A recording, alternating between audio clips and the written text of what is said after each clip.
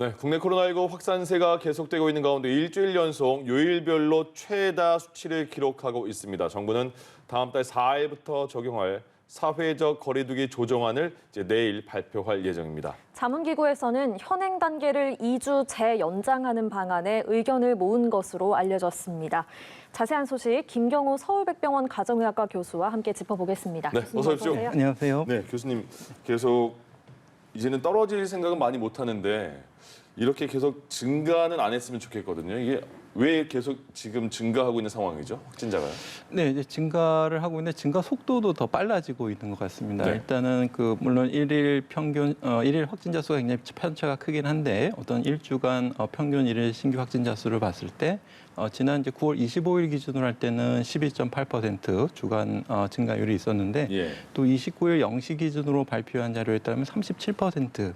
가 더 증가했다는 증가폭 자체가 굉장히 커져 있는 양상을 보이고 있고요. 예. 이제 말씀하신 것처럼 여러 요인들 중에서 아무래도 이제 지금 추석 연휴를 지나서 감염이 확산됐고 확산되셨던 분들이 어느 정도 잠복기를 거쳐서 감염력을 가지게 되면서 조용한 전파가 많이 지금 이루어지고 있다. 이렇게 봐야 될 것 같고 예. 수도권과 비수도권의 어떤 증가 양상을 봤을 때도 비수도권에서 또 역시 증가폭이 굉장히 큰 것을 나타내고 있는데 지금 많은 확진자분들의 어떤 예방접종력에 따른 어떤 그 비율을 보게 되면은 지난 9월 18일 기준으로 한 2주간 분석을 해봤더니 85%는 접종을 안 맞거나 한 번만 맞으신 분들 위주로 발생을 하고 있는 것으로 알려져 있고요. 예. 네. 그러니까 접종을 완료하신 분들은 한 그중에서 한 15% 정도만 차지하고 있기 때문에 물론 이제 접종률에 따라서 이제 발생률이 좀 차이가 있긴 하겠지만은 우리가 만약에 이제 접종을 완료하신 분들만 발생한다면 지금 발생의 거의 6분의 1 정도로 줄일 수 있다는 것을 또 뜻할 수가 있기 때문에 지금 아직 미접종자 중심으로 또 접종을 완료하지 못하신 분들 위주로 감염이 확산되고 있다. 이렇게 봐야 될 것 같습니다. 네. 네, 알겠습니다. 이런 가운데 정부가 내일 다음 달 4일부터 적용할 사회적 거리두기 단계를 발표를 합니다. 교수님께서는 어떻게 예상을 하시는지요? 네, 일단 좀 미리 알려진 바로는 현재 거리두기 단계 자체는 유지될 것으로 보이고요. 이제 지금 가장 핵심이 이제 사적 모임 인원 기준을 어떻게 적용할 것인가에 대해서 고민이 많은 것 같은데요. 예. 네. 그럼 이제 줄이자니 이제 이런 그 사적 모임을 하는 식당, 카페라든지 이런 쪽에서 소상공인 자영업자분들이 어려움이 많으셔서 매출 감소폭을 우리가 어떻게 보완해 드릴 것인가. 그래서 인원수를 많이 줄이기는 어려울 것 같은데 아마 이제 접종자와 미접종자를 구분해서 접종자 중심으로 사적 모임은 어느 정도 허용하는 방침으로 나가야 될 것 같고요. 지금은 이제 18시 기준으로 18시 이전에는 4명에다가 완료자 2명, 또 18시 이후에는 2명에다 완료자 4명까지 모이게 되어 있는데 네. 이것이 조금 좀 혼동스러울 수가 있기 때문에 이걸 네. 좀 편하게 일치하는 사적 모임 제한안을 나올 것으로 예상이 되는데 네. 지금 신규 확진자 수가 미접종자 중심으로 많이 증가하고 있기 때문에 미접종자분들의 어떤 사적 모임을 지금은 완화하기보다는 조금 더 억제하는 정책이 나와야 된다고 생각합니다. 네. 말씀하신 것처럼 거리두기가 연장이 되더라도 백신 접종 완료자에게 주는 인센티브, 그러니까 사적 모임 제한을 좀 풀어줄 수 있다. 이런 전망도 나오고 있습니다. 또 정부가 오늘 오전에 사적 모임 인원 기준을 단순화할 필요가 있다. 뭐 이런 식으로 밝히기도 했고요.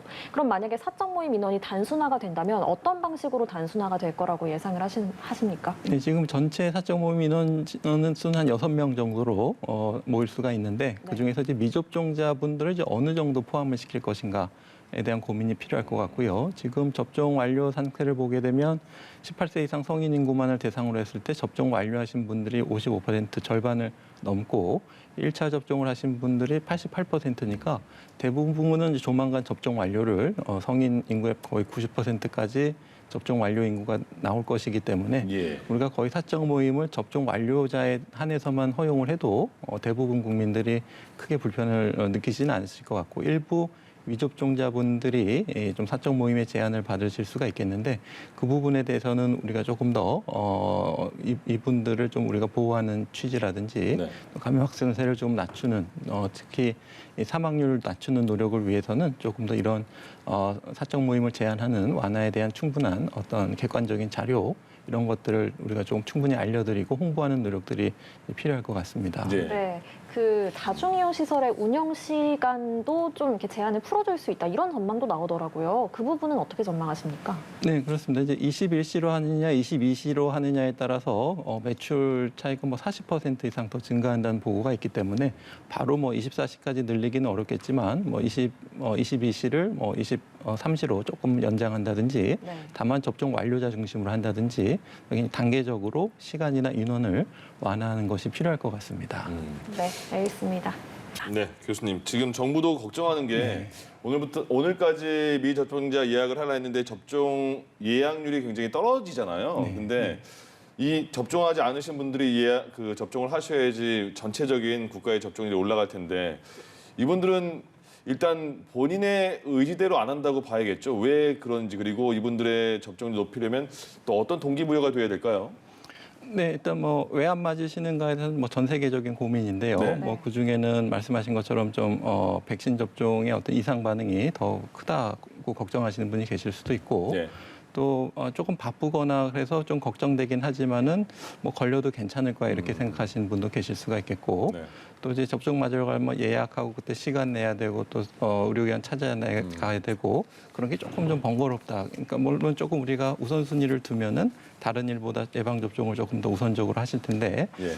예방 접종을 좀 우선순위에 두지 않는 그런 분들이 계실 수가 있고 그래서 네. 절대 안 맞겠다는 분도 있지만 다른 분들은 조금 더 설득하면은 접종을 하실 것 같고 예. 또 접종의 이득과 어떤 위험 간의 비교를 어떤 건강상의 문제, 뭐 위중증이나 치명률뿐만 아니라 어떤 사회적인 요인으로도 분석하실, 개인적으로 느끼실 수가 있기 때문에 예. 어떤 사회생활 하실 때 어떤 사회적인 이득이 더 크다고 판단하시면 접종을 많이 참여하실 수가 있을 것 같기 때문에 접종을 참여하실 수 있을 것 같고 네. 또 예방접종 이상 반응에 대해서도 좀 확대해서 너무 과잉해서 걱정하시는 분들이 계시다면 우리가 예. 정확한 정보를 알려드려야 될 텐데 대부분 이제 주변 사람들 말을 듣고 좀 부정적으로 생각하실 가능성도 있기 때문에 맞아요. 네, 그래서 어떤 이상 반응 사건에 대해서 그걸 너무 확대해서 가신다든지 그런 분이 계실 수가 있어서 보다 정확한 정보를 드려야 될 것 같고요. 예를 들면은 5월에서 8월 달에 생긴 어떤 확진자를 대상으로 사망자를 비교했을 때 네.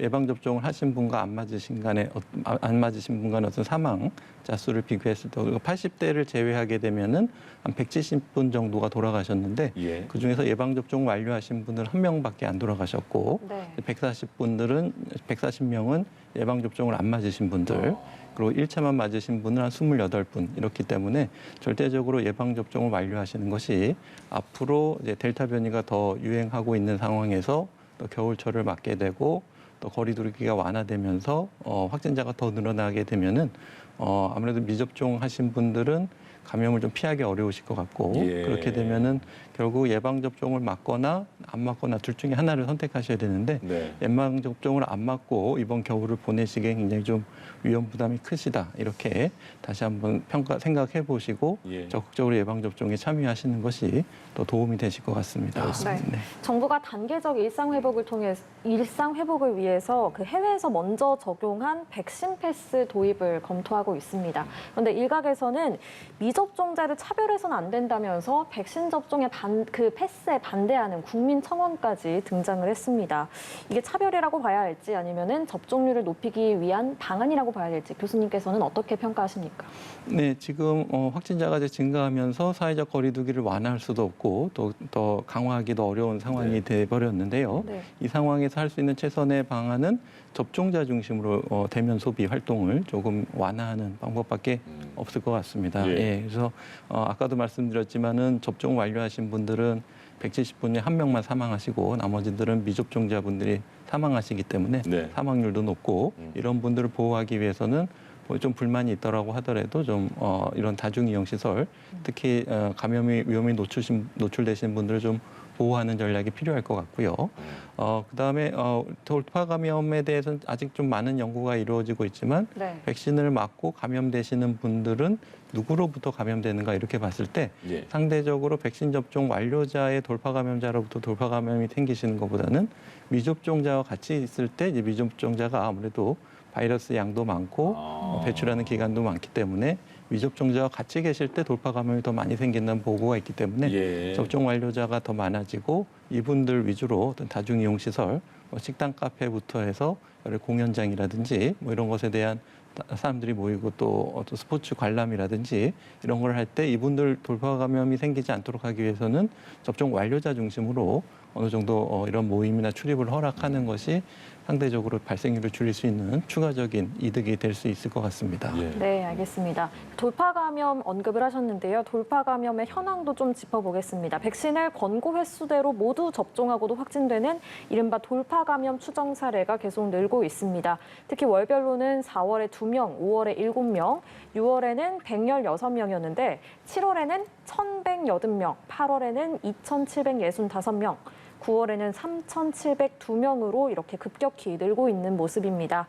또 백신 종류별로 보면요. 얀센이 10만 명당 171.5명이 발생해서 돌파 감염 발생률이 가장 높은 것으로 나타났습니다.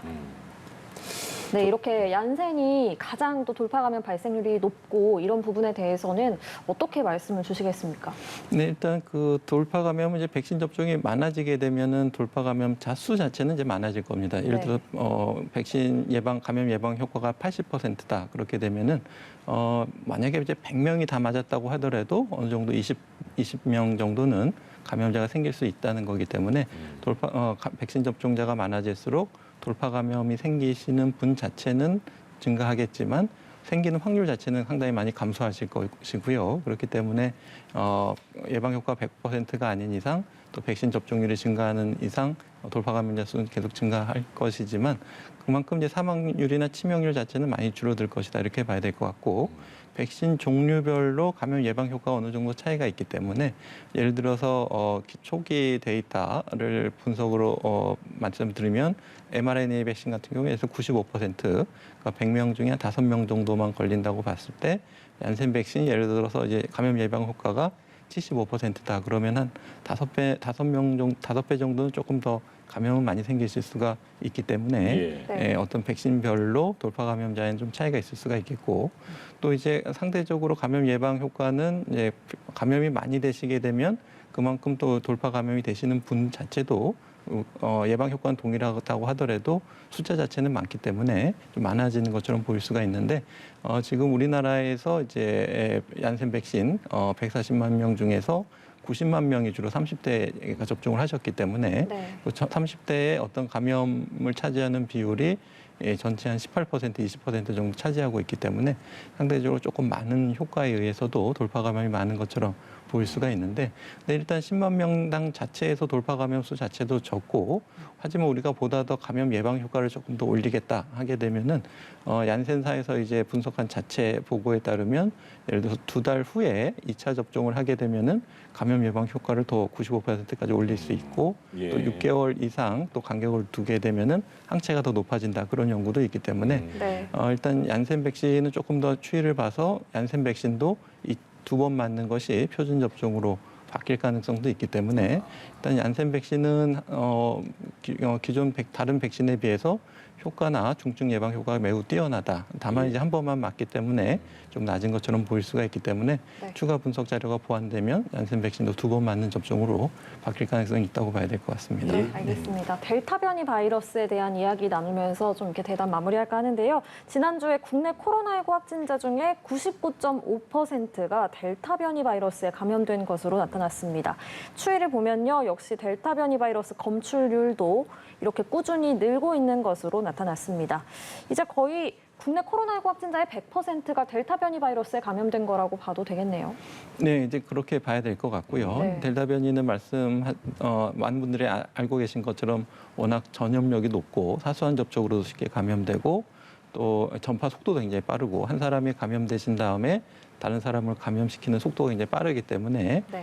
굉장히 빠르게 전파될 수가 있는데 특히 이제 겨울철이 되면 이것이 보다 더 확산이 많이 되고 특히 이제 집단 생활하시는 분 위주로 감염 전파가 더 많이 될 것이기 때문에 결국은 이제 우리가 위드 코로나 시대가 되게 되면은 결국은 백신 맞은 분들만 안전하고 백신을 안 맞으신 분들은 굉장히 위험해질 수 있는 것이 지금 델타 변이가 출현하면서 더 위험성이 높아졌기 때문에 우리가 집단 면역의 효과를 기대하기를 떠나서 이제 감염됐을 때 본인이 중증화되는 위험성을 좀 피하기 위해서는 백신 접종을 통한 어떤 부담감이 훨씬 적다라는 것을 다시 한번 평가하시고 적극적으로 어떻게 조심하면 안 걸리겠지 하는 확률은 앞으로 특히 이제 겨울이 되면서 조금 더 어려워질 수 있기 때문에 적극적으로 맞으시는 것이 필요할 것 같습니다. 예. 네, 알겠습니다. 오늘 코로나19 이야기는 여기까지 나눠보겠습니다. 김경호 서울백병원 가정의학과 교수와 함께했습니다. 고맙습니다. 고맙습니다. 네, 감사합니다.